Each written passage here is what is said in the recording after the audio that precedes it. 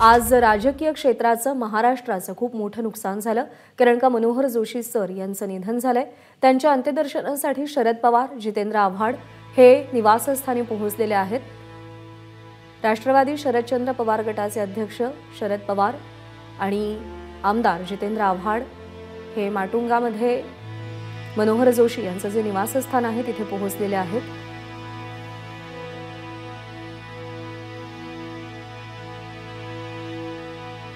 महाराष्ट्राच्या राजकारणातला एक खूप मोठा काळ मनोहर जोशी यांनी पाहिला।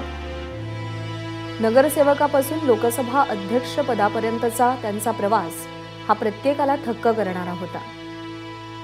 महाराष्ट्राच्या राजकारणातलं त्यांचं योगदान, शिवसेनेच्या बांधणीतलं त्यांचं योगदान हे कोणीही विसरू शकत नाही। एबीपी माझा, उघडा डोळे बघा नीट।